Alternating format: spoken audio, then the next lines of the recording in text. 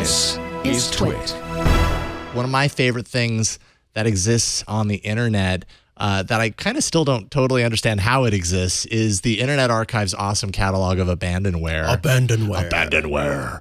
That is software and games, that sort of stuff that were produced decades ago that can't really be run very easily anymore due to obscurity or unavailability of hardware to run it on, that sort of stuff. So, for example, the Internet Archive houses the Internet Arcade.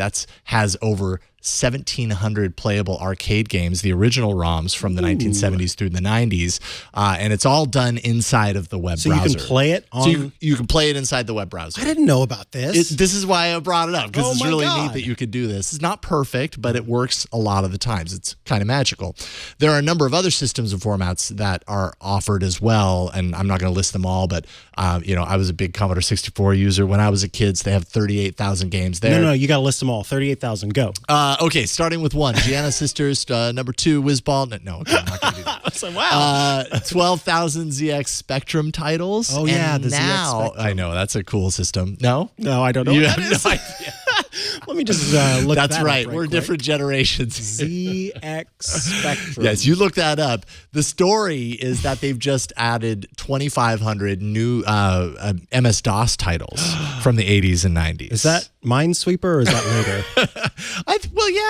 I'm sure there was Minesweeper on MS-DOS. I think more of Windows when I think of Minesweeper. Yeah. But MS-DOS, this is just kind of crazy. This is, from the PC era.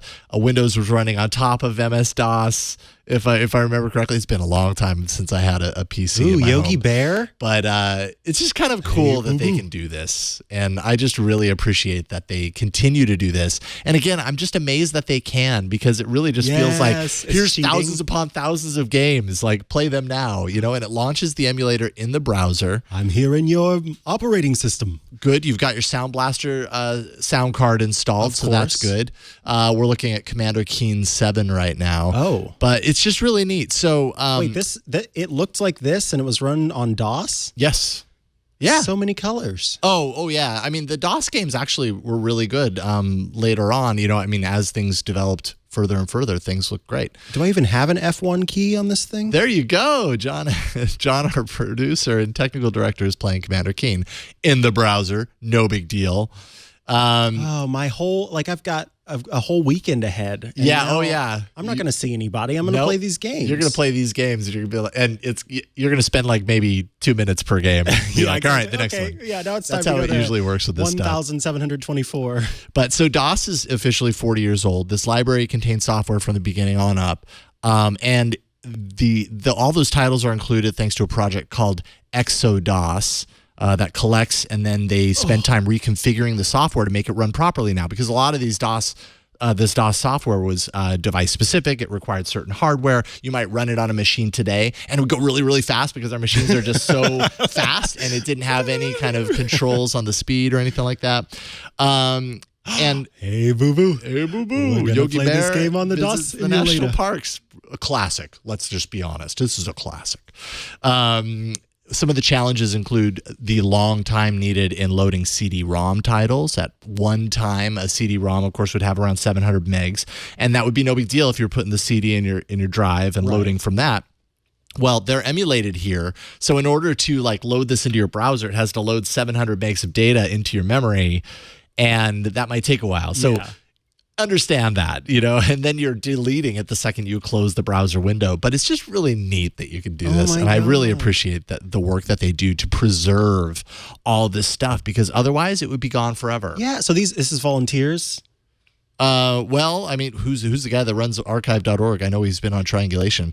I imagine that there are a lot of volunteers involved. I think that ExoDOS, the project, that's probably run just by people who are passionate about preserving DOS, as the whole emulation community seems to be. People who are creating these emulators, a lot of them just want a way to preserve these games that hold a special place in their heart from when they were younger, and the machines may be hard to find now. So, I just appreciate that people spend their time to preserve these things so that I can look at them and go, oh, yeah, I remember that one. Me too. I appreciate it as well. I've got so much work to do. Yeah, you've got, yes. So consider this your homework for the weekend.